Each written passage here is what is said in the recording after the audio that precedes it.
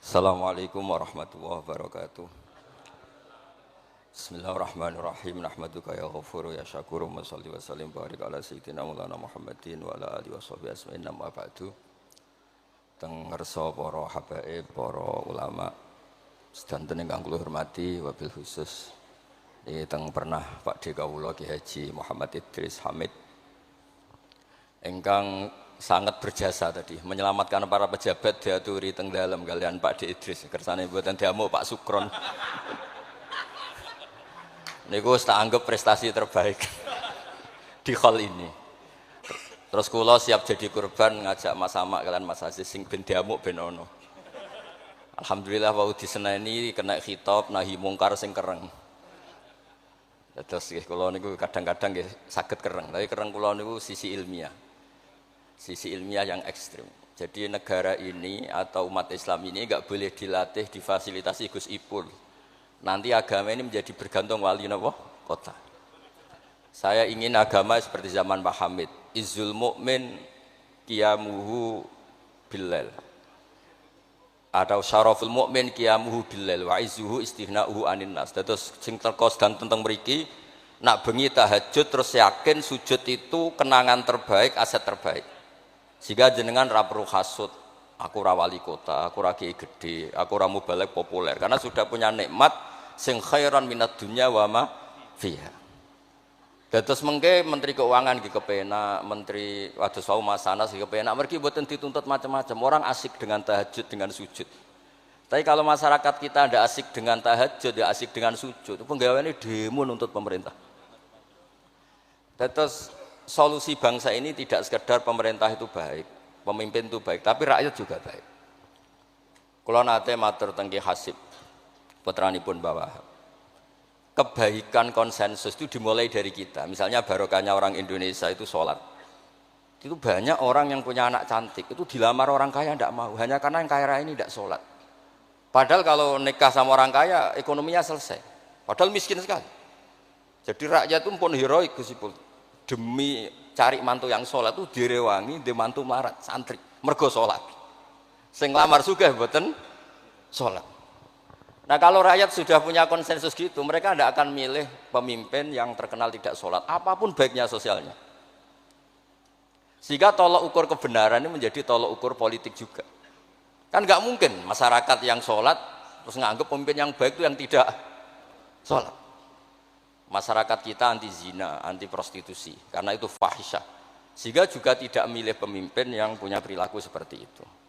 Masyarakat kita humanis, menghormati hak-hak orang lain, hak buruh, juga tidak akan milih pemimpin yang jahat, yang sadis, yang macam-macam. Nah nilai bersama ini yang coba kita bangun. Tahu dawuh Pak Sukron bikin sakofa Islamiyah. Sehingga ini dimulai dari kita. Kemudian barokahnya ilmu, kalau kita sudah senang sujud, saya punya banyak hadis diantara dijelaskan setan itu paling menangis kalau melihat orang mukmin sujud. Kata setan itu, gara-gara sujud saya dikeluarkan dari surga karena menolak sujud tadi. Kalau niku Mbak Idris nate teng beberapa daerah yang luar biasa susahnya. Niku barokah boten bergantung wali kota Pak Ibu. Kalau dadi kiai gede paling nyesal itu satu. Kiai-kiai kecil itu di daerah-daerah tertinggal itu mendirikan masjid. Kiai nak pun gede kados kula diundang ning masjid disangoni kas masjid. Wong niku nyesal kula teng Pangeran Montek amen. Sing kiai cilik melarat muassisul masjid, banil masjid, sing kadang kiai gede kados kula disangoni dhuwit kotak masjid. Lha sing kiai cilik iku gawe masjid, sing kiai gede entuk kok masjid. Itu barokahnya ilmu, saya bisa istighfar. Kalau saya tidak punya ilmu seperti itu, tidak punya ilmu warok seperti itu, mungkin bangga. Untuk sanggup kok kotak masjid niku bangga. Jadi saya mohon dah dilatih, keilmuan itu dilatih, sehingga barokahnya itu juga nura yamsi bihi finnas. Allah tidak ngendikan nura yamsi fil madaris wala fil muasasa wala fil masajid, tapi yamsi bihi finnas. teman-teman kita yang di Taiwan, di Amerika, di Eropa itu di Indonesia dilatih sujud, dan sujud itu jadi kebutuhan. Mereka mahasiswa, mereka pekerja, mereka pejabat.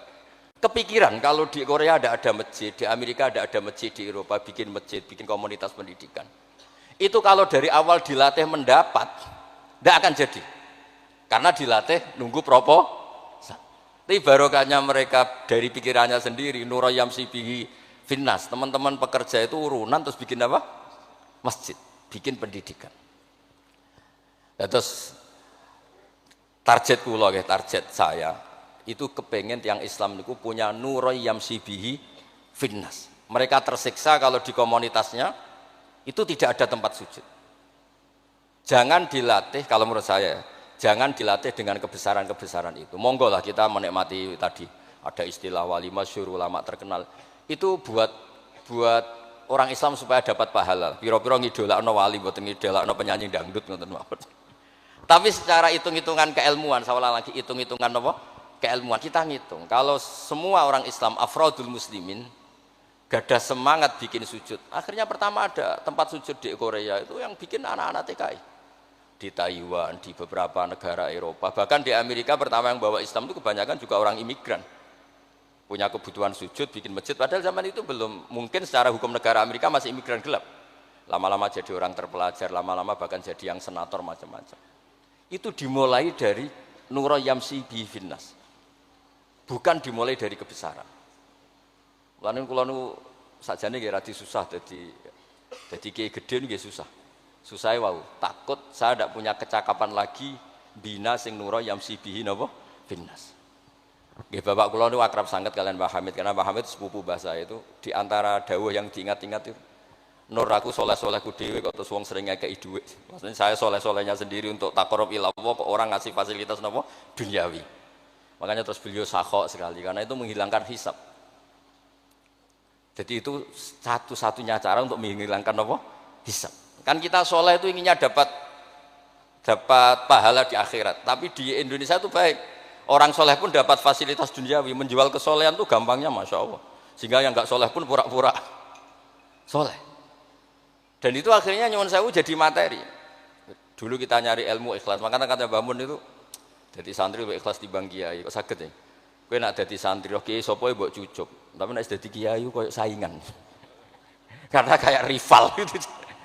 Jadi ini kalau rileks mawon terus yang terakhir ini kalau mboten lami-lami. Kalau cerita tentang iltizatan aklian. Dari sekian hitung-hitungan, kalau sering jagongan kalian Mas Sama, Mas Aziz. Dari sekian hitung-hitungan itu yang bisa mengawal Islam ila yaumil qiyamah itu adalah logika. Iltizatan aklian kalau kata kitab Fathul Bari. Karena kalau hukum wujubul akli, kalau kita zaman ngaji itu ada wajib akli. Itu ketika kita kecewa itu tetap. Misalnya saya didik Mas Aziz dengan gaya sosial. Sekali ada orang yang lebih sosial, saya ditinggalkan. Saya didik masyarakat, sekali beda pilihan pilpres, saya juga ditinggalkan. Karena ini urusan sosial. Tapi kalau dididik iltizatan aklian, ini kata kitab Fathul Bari, orang itu tidak bisa mengelak. Karena cocok tidak cocok, logika itu tidak terbantahkan. Ya tadi saya kemarin ngaji di sini juga cerita, kenapa ada syahidallah annahu la ilaha illallah satu wal malaikatu wa ulul ilmi qaiman bil qist. Kesaksian itu hanya ada tiga. Satu, kesaksiannya Allah tentu gak tertandingi. Kedua, kesaksian malaikat karena melihat langsung surga dan neraka. Ketiga, kesaksian ahlul ilmi. Berarti dari unsur makhluk itu nomor satu itu ahlul ilm, ulul ilm. Imam Amudi ketika ditanya, kenapa kamu bisa yakin kalau Allah itu ada? Ya jawabannya gampang. Hadhil makhluqat maujudah. Ini makhluk ini maujud semua. Bagaimana maujudat khalaqahal adam? Bagaimana sesuatu yang maujudat kemudian penciptanya adalah nihilisme, sesuatu yang tidak ada. Sehingga Jubair bin Mut'im ini pemikir Arab top. Ketika Nabi baca surat Tur di antara ada ayat am khuliqu min ghairi syai'in, dia langsung Islam. Masa hadil maujudat khalaqahal adam? Masa yang maujud diciptakan yang tidak maujud? Itu tidak masuk akal.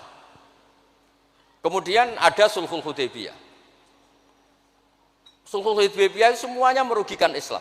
Sampai Sayyidina Umar protes, alasta bi Rasulillah, alasna alal haqqi wa hum alal batil. Umar itu protes karena di antara perjanjian Hudaybiyah itu kalau orang Islam masuk kafir dibiarkan. Kalau orang kafir masuk Islam dikembalikan. Semuanya merugikan Islam, tapi Nabi mau saja. Nabi hanya minta satu hal. ketika Sulhul Hudaybiyah nggak ada perang, orang boleh mendiskusikan Islam. Sama siapa teks yang dikatakan Imam Zuhri, fama futiha fil islami fathun kana a'zuma minhu, innama kanal kital haisul takon nas, falamma kanatil hudnah wa wadu'atil harbu auzaruha wa amana nas ba'duhum ba'du fatafawadu fil hadis wal munazaah falam yukallam ahadun bil Islam yaqilu syai'an illa dakhalafi. Kalau bawaan orang perang itu inginnya menang. Abu Lahab, Abu Jahal kalau perang inginnya menang. Sahabat sendiri perang inginnya menang sehingga tidak ada diskusi. Sebetulnya Tuhan itu siapa? Yang pantas jadi Tuhan itu siapa? Tapi ketika Nabi minta, oke, kita tidak perang 10 tahun, oke, semua perjanjian saya rugi gak apa-apa, tapi orang boleh diskusi Islam. Akhirnya dibanding-bandingkan. Abu Jahal bin Muhammad itu bener di. Ya bener Muhammad, Abu Jahal biasa bodoh nih. Muhammad mulai cilik ora tahu bodoh nih. Kita titip uang juga di Muhammad. Berarti sudah gagal. Ada kualifikasi jadi Tuhan, syaratnya Muhammad. Dia pencipta langit, masih jangkar, masih dia pencipta air, dia ini terus berhala. Jahal ndak, Namrud, berhala ndak. Yang jadi Tuhan itu pantasnya siapa? Akhirnya semuanya masuk Islam. Kalau yang dipromosikan Muhammad yang jadi Tuhan ya yang khalaqas samawati wal ardo. Makanya di Quran sering ada kul menantang. Ara'aitum dan Allah mempersilahkan ini madza khalaqu minal ardi am lahum itu makanya kata Imam Zuhri falam apa itu tadi fatafawadu fil hadis wal munazah. Mereka debat terbuka. Nah sekarang itu orang harus ngaji seperti ini. Nah kalau iltidatan aklian tadi yang disebut kitab Fathul Bari, jenengan ngaji saya wajibul akli. Setelah itu jenengan kecewa dengan saya. Entah urusan politik, entah urusan ekonomi. Sampai tidak bisa membuang logika Anda itu tidak bisa. Sampai bisa enggak jadi orang komunis, ateisme, nihilisme. Terus berpendapat gini, hadhil maujudat sabaqohal adam, wa khalaqohal adam. Ini yang maujudat langit bumi penciptanya adalah ketiadaan. Fakih fayakunul adam yu'athir wa yakhluq. Bagaimana sesuatu yang tidak ada kemudian bisa menciptakan. Jadi akhirnya paham nihilisme ini hilang. Barokahnya ya kayak Indonesia itu. Kadang di tonggo kiai ini wis kereng, rapati sosial. Ya tetap Islam. Mergo iso kecewa kiai tapi wong ora iso kecewa mbek napa? Islam. Beda pilpres, beda pilgub, dia tetap Islam. Bahkan orang nyun sewu yang masih suka mabuk, suka main perempuan, itu tidak pindah agama yang nyun sewu yang tidak melarang itu, tetap Islam. Karena logika yang dibangun Islam itu logika sing ma'ruf, logika sing makul, sehingga apapun kecewanya orang Islam. Nah ini pesannya Imam Ibnu Hajar al-Asqalani yang nyarai Bukhari, orang Islam itu harus didorong, berlatih terus dengan kekuatan iltidatan aklian. Dia punya kenyamanan berpikir. Karena agama ini liqaumi ya'qilun, liqaumi yatafakkar. Makanya dulu Nabi itu urusan sosial pun tuh Nabi kalau ngendikan itu mesti dilogika. Misalnya begini, ini yang urusan tauhid sudah sering saya jelaskan. Sebelum urusan sosial saya cerita Imam Tauhid. Saya berkali-kali cerita, Imam Amudi itu keramatnya itu karena guru matematika. Saya berkali-kali cerita.